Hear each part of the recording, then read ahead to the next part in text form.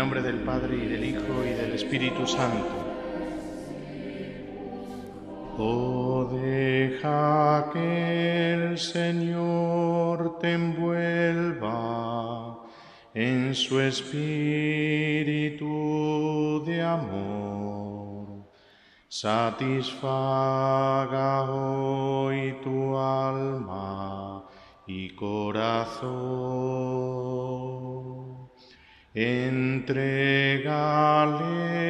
lo que Él te pide, y su Espíritu vendrá sobre ti y vida nueva te dará. Cristo, Cristo, ven y llénanos.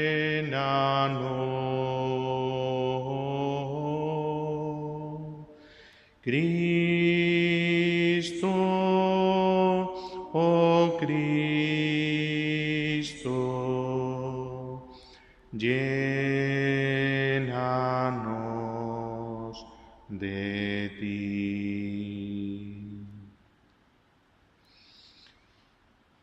Gracias, Señor, por estar presente en la Eucaristía y porque tu presencia suscita nuestra presencia.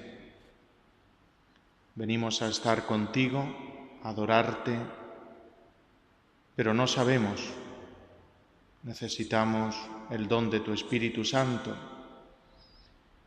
que nos enseñe a reconocer desde la fe y desde el amor tu presencia eucarística, que abra los oídos de nuestra alma para escuchar aquello que tú quieres decirnos en este viernes jubilar.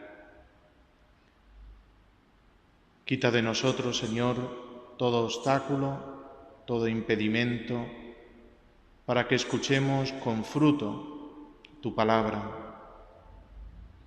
para que ésta sea sembrada en nuestro corazón y produzca frutos de vida eterna. Danos la sencillez de tu Madre Santísima, la humildad, la obediencia, la docilidad,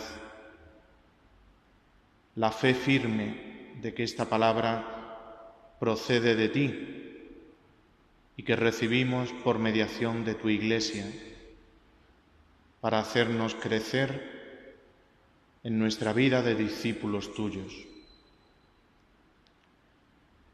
Nos dirigimos a la Virgen María con toda confianza para que ella con su intercesión disponga nuestro interior. Dios te salve María, llena eres de gracia, el Señor es contigo. Bendita tú eres entre todas las mujeres y bendito es el fruto de tu vientre, Jesús. Santa María, Madre de Dios, ruega por nosotros pecadores, ahora y en la hora de nuestra muerte. Amén. Gloria al Padre, y al Hijo, y al Espíritu Santo.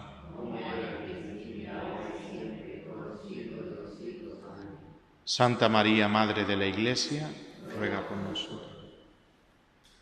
Haz que en el mundo la Iglesia sea el rostro visible de ti, su Señor resucitado y glorioso. Seguimos profundizando y dejándonos iluminar y empapar por esta oración que el Papa Francisco ha entregado a la Iglesia para este año jubilar y la que vamos intentando de desentrañar poco a poco, pidiendo esa luz, al Espíritu Santo que nos haga entrar en lo profundo, no solamente que nos quedemos en las palabras, sino que ahondemos en lo que estas palabras nos revelan. Pues si el viernes pasado estuvimos reflexionando sobre Jesucristo como el rostro visible del Padre invisible, hoy, viernes, vamos a centrar nuestra atención en el misterio de la Iglesia. Y lo vamos a hacer porque, como acabamos de decir en la oración jubilar, así nos lo pide el Papa cuando se dirige a Jesucristo con estas palabras, ¿no? Haz que en el mundo la Iglesia sea el rostro visible de ti, su Señor resucitado y glorioso. Fijaos que el Papa nos invita a pedir: haz que en el mundo la Iglesia sea el rostro visible de ti. Sea no porque no lo sea, que lo es, sino porque no lo es del todo. Y pues sigue caminando, ¿no?, en este mundo, pues con la docilidad al Espíritu Santo, que es el alma de la Iglesia, pero consciente de que los miembros de su cuerpo somos pecadores y por consiguiente seducidos por el mal y necesitados siempre de conversión. Por eso le pedimos al Señor que tu Iglesia sea el rostro visible, porque de hecho y perfectamente no lo es. Si lo fuera, pues no estaríamos aquí, estaríamos en el cielo, ¿no? Pero la Iglesia, en su caminar por este mundo, pues tiene, ¿no?, esa doble realidad, ¿no?, de ser visible e invisible, de ser santa y pecadora, ¿no? Sabemos que el misterio de la Iglesia será como en el misterio de Cristo, se da una realidad humana, ¿no?, y una realidad divina. La Iglesia es visible e invisible, santa y pecadora, dotada de estructuras humanas y guiada por carismas del Espíritu. Una Iglesia que cambia de aspecto con el paso de los años y de los siglos, pero que sigue siendo la misma. Por más años que cumpla, no envejece, porque la savia de la que vive está por encima del tiempo y de las circunstancias, de los días y de las noches, de los aciertos y desaciertos de los hombres, que han sido puestos al frente de ellas para hacerla avanzar por la historia. Por eso, por esta doble dimensión de la Iglesia, pues podemos decir, ¿no?, con toda verdad: haz que en el mundo la Iglesia sea el rostro visible de ti, ¿no? No existe más que una Iglesia, ¿no?, la que nuestros ojos ven, en la que hemos sido bautizados y en la que recibimos el cuerpo del Señor. No podemos establecer una disociación entre lo visible y lo invisible. No hay dos iglesias, sino una sola Iglesia. Y no es solo una iglesia de ángeles, sino de hombres, compuesta de clérigos y laicos, de pastores y rebaño. Por eso los que la miran, ¿no?, desde fuera, pues pueden contemplarla como una organización más o menos atractiva, más o menos importante, con mayor o menor prestigio e influencia en la sociedad. Pero nosotros sabemos que lo oculto de la Iglesia es lo decisivo en ella. A la Iglesia no se llega solo con los ojos del cuerpo, sino con los ojos de la fe. Si uno se fija en uno de los aspectos, cualquiera, el visible o el invisible, si uno se fija solo en un aspecto, pues tendremos solo una Iglesia invisible y espiritual, inalcanzable para nosotros. O si nos fijamos en el elemento visible, pues solo contemplaremos las miserias de la que, al estar compuesta y formada por hombres, estamos llenos de contradicciones y limitaciones. Y para que sea el rostro visible de ti, su Señor resucitado y glorioso, sabemos que se necesita la colaboración de todos, a la gracia de Cristo, que es el que cuando la fundó la creó santa e inmaculada, una, santa, católica y apostólica, pero que los hombres con nuestro pecado hemos desfigurado y por eso no aparece ante el mundo con la belleza que debería de presentar. Y por eso, pues es una tarea urgente y continua la conversión personal y comunitaria y una decidida entrega hacia la santidad. La Iglesia no es una comunidad de perfectos de la que hay que expulsar a los pecadores. Ella sabe que no le corresponde decidir sobre la salvación o condenación de nadie, y conocedora de la infinita misericordia de Dios, nunca desespera de la salvación de sus hijos. Al contrario, abrazando en su seno, como dice la Constitución Lumen Gentium del Concilio Vaticano II sobre la Iglesia, precisamente, dice: abrazando en su seno a los pecadores, es a la vez santa y siempre necesitada de purificación, y busca sin cesar la conversión y la renovación. El pueblo de Dios es un pueblo de pecadores perdonados y por tanto será un hogar y un signo de la misericordia de Dios para el mundo si es un lugar donde se experimenta el perdón generoso y sin límites de Dios. Un espacio donde se pueda pedir perdón sin ningún miedo, ya que se tiene la seguridad de que seremos perdonados de corazón. Y eso lo sabemos, porque uno vive, ¿no?, dentro de este hogar que es la Iglesia, donde, pues en medio de una humanidad tan dividida, sabemos, ¿no?, que cuando el hombre reconoce, ¿no?, su pecado y acude, ¿no?, a su madre, la Iglesia, para suplicar el perdón de Dios, pues siempre se lo encuentra. Nunca se encuentra las puertas de su corazón cerradas, ¿no? Fijaos que el año pasado teníamos, ¿no?, como lema parroquial que nos ayudaba, ¿no?, a tomar conciencia de lo que ha de ser la parroquia como casa o como hogar familiar con las puertas siempre abiertas, ¿no? Pues esa es la Iglesia, ¿no? La Iglesia acoge con humildad el don de Dios para poder cumplir su misión con los mismos sentimientos de Dios y como una prolongación de la misión de Jesucristo, que no ha venido a condenar al mundo, sino a salvarlo.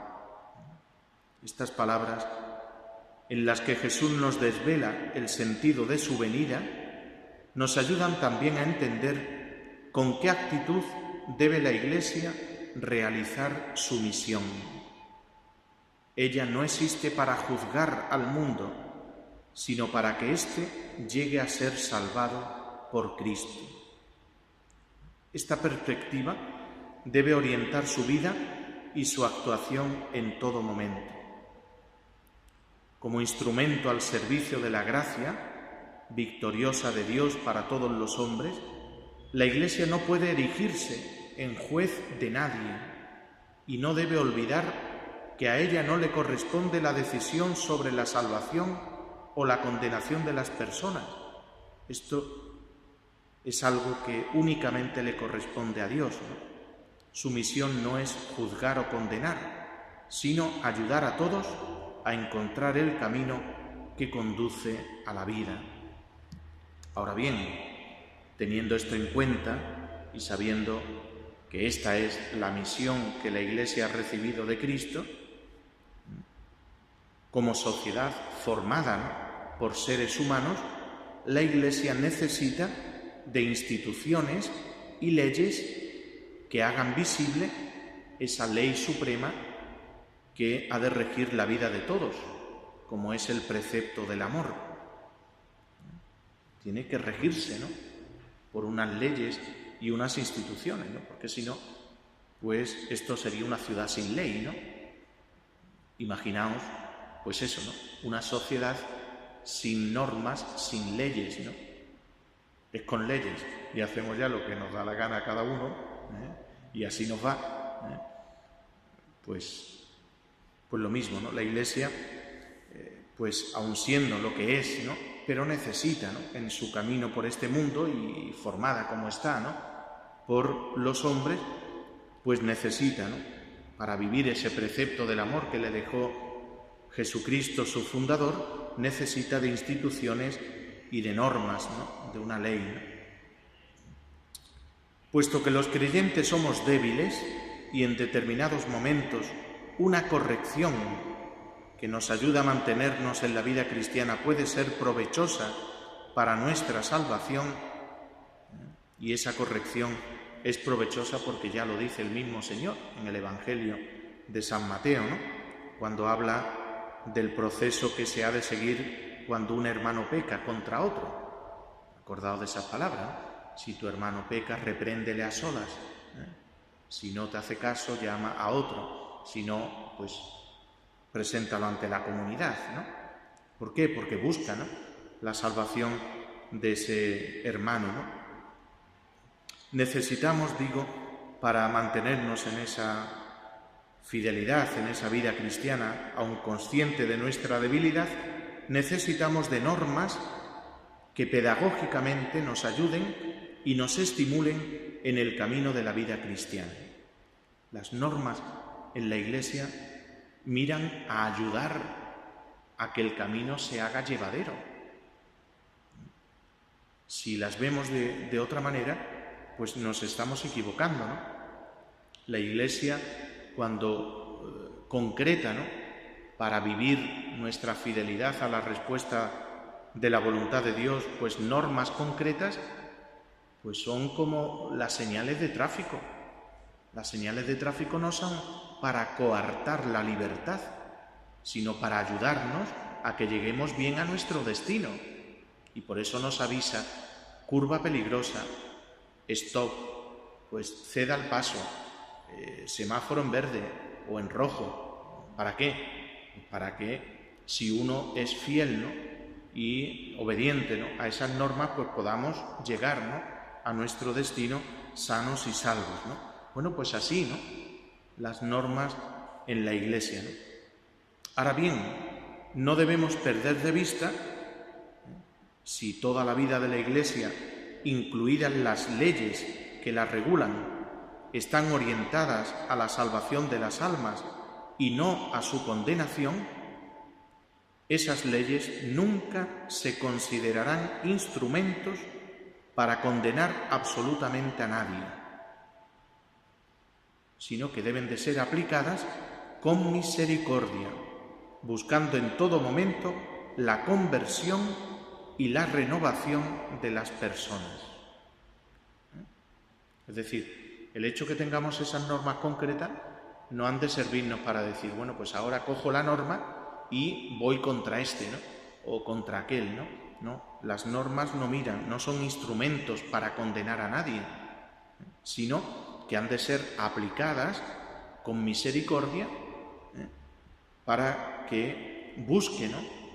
Pues la conversión de esta persona, busque la renovación, ¿no? De esta persona. Por eso hemos de tener muy claro que nuestra pertenencia a la Iglesia ni nos hace automáticamente mejores que el resto de los seres humanos de nuestro mundo, ni garantiza automáticamente la salvación frente a un mundo condenado. Esto me parece muy importante, ¿no? Porque a veces nuestra pertenencia a la Iglesia pues nos puede hacer caer en lo que los discípulos, ¿no? Señor, que hemos comido y bebido contigo, que te hemos seguido, ¿no? ¿Qué nos va a tocar, ¿no? Como ese creernos, ¿no? Que tenemos segura la salvación porque formemos parte, ¿no? De la Iglesia, ¿no?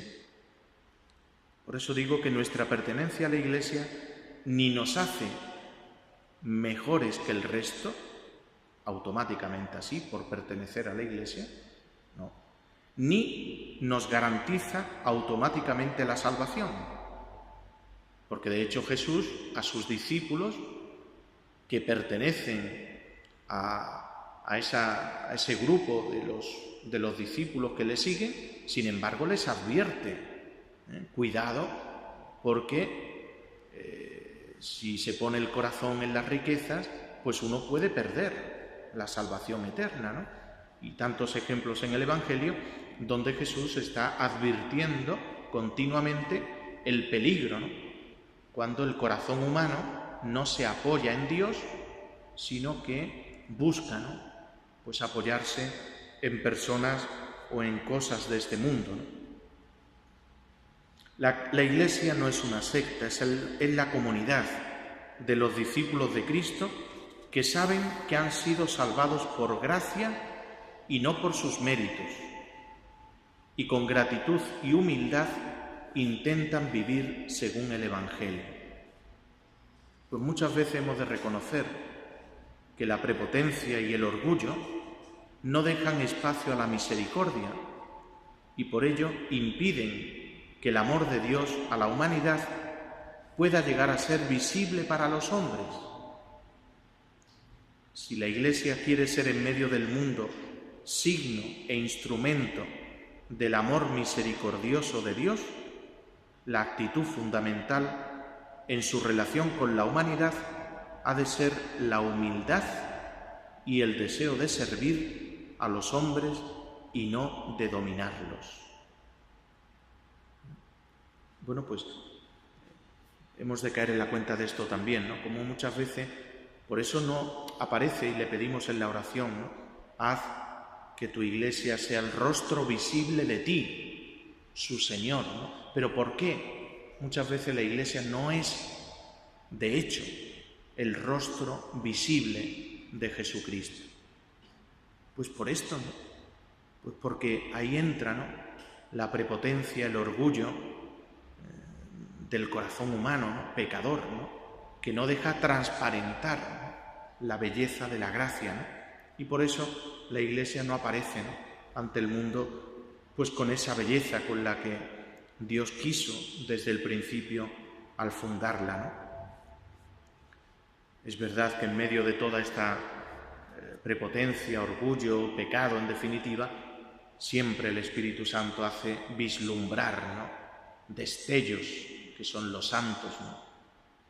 Y hoy es la Madre Teresa de Calcuta y en otro momento es pues otro santo, ¿no?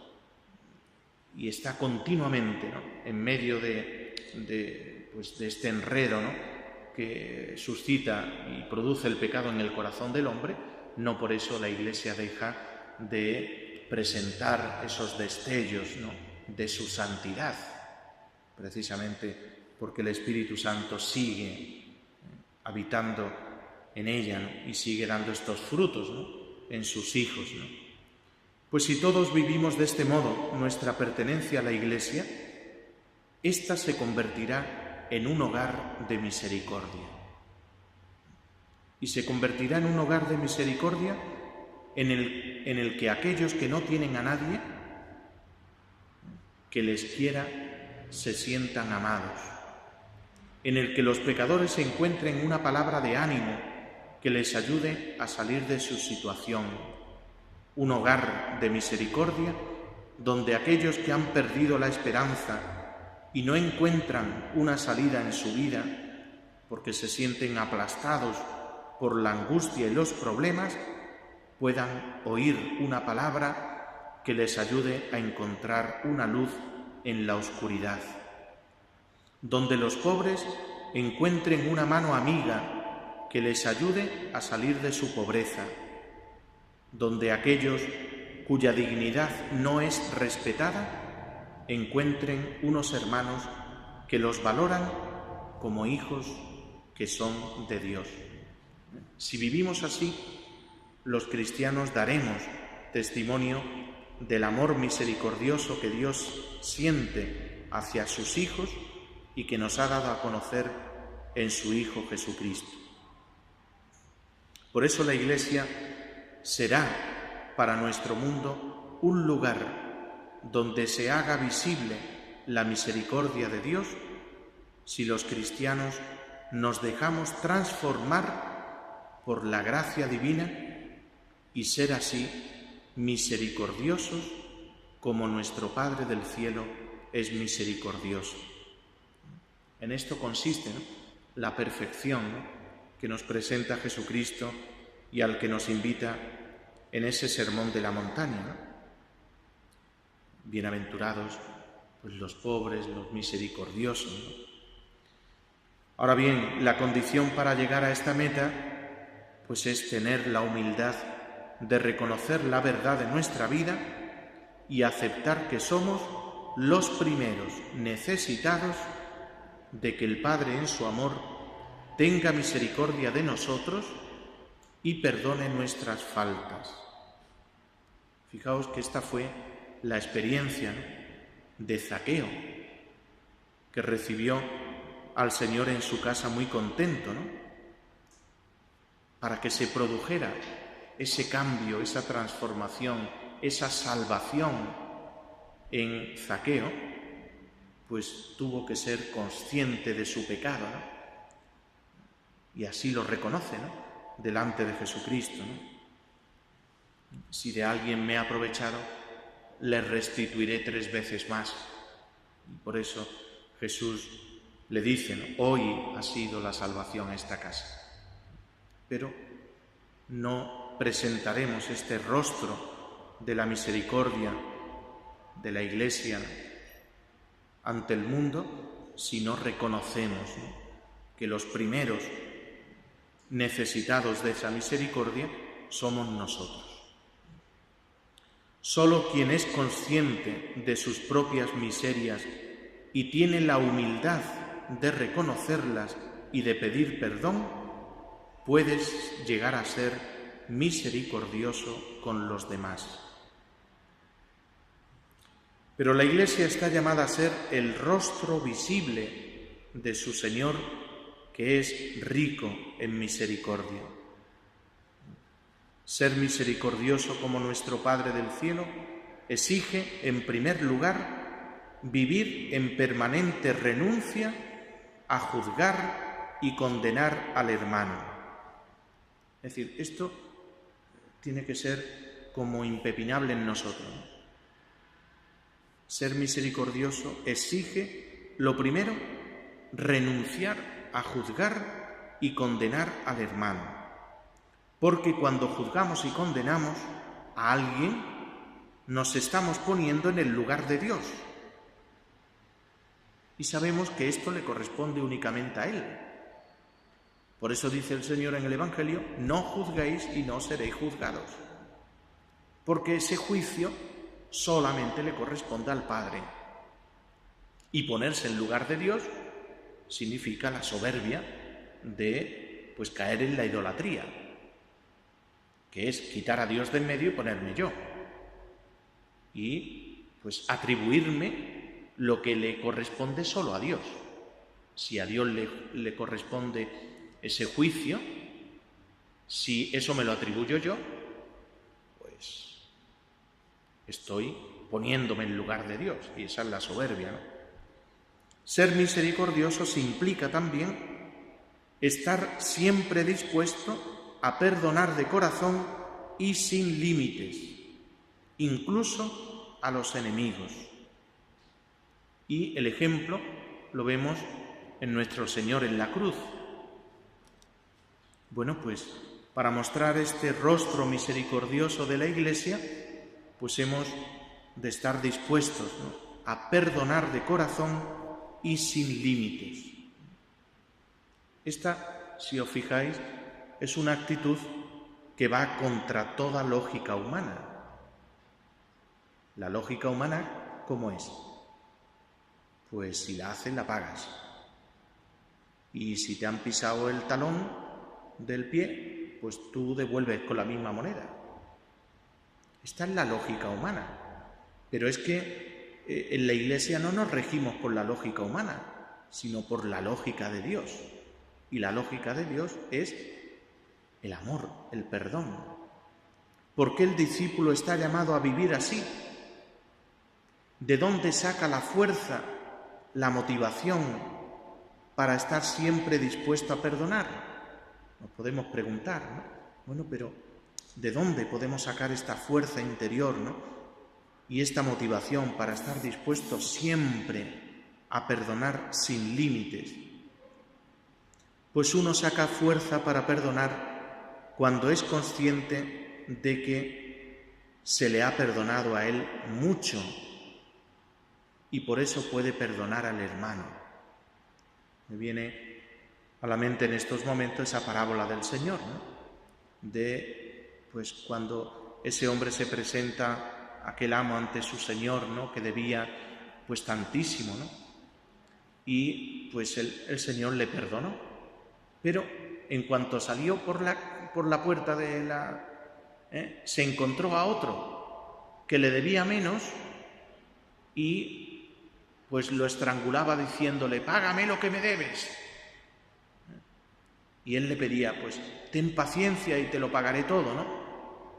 Y termina la parábola diciéndonos el Señor: pues ¿no tenías tú que haber tenido compasión de tu hermano como yo lo tuve de ti?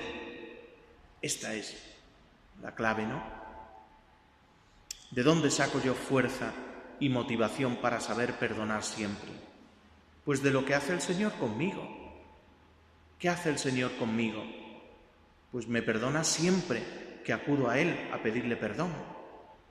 Y por eso yo tengo que tener la misma actitud con los demás.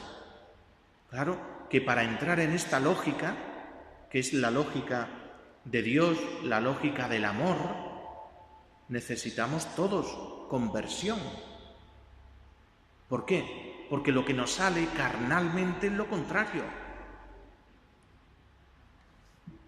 Dad y Dios os dará. Estas palabras que San Pablo, que son de San Pablo y que os recuerda, ¿no? Porque están grabadas, ¿no?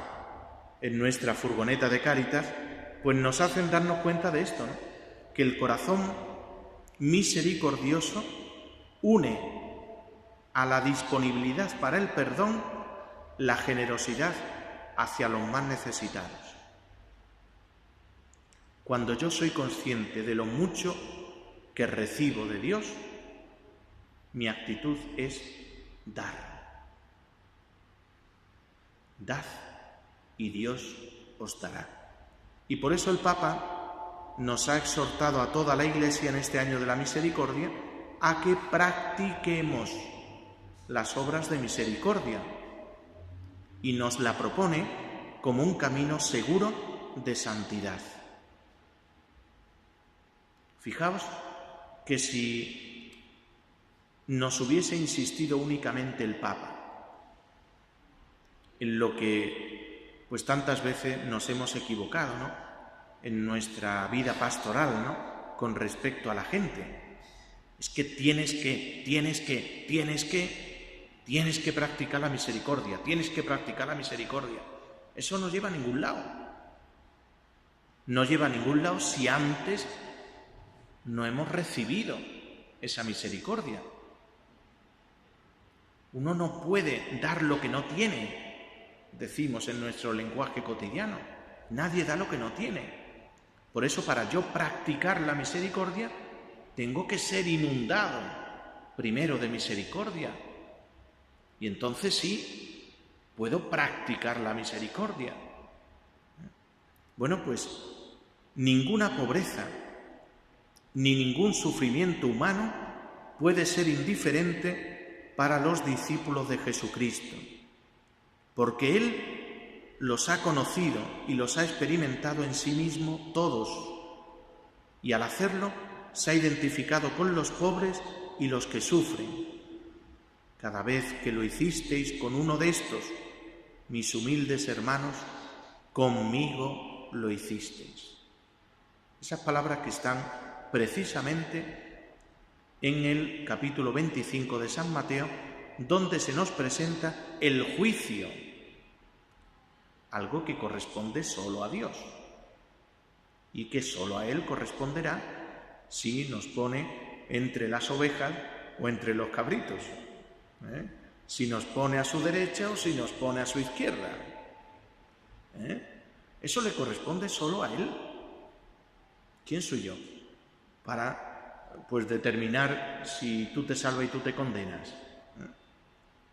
Pero ninguna pobreza ni ningún sufrimiento humano puede ser indiferente, ¿no?, para el discípulo de Jesucristo.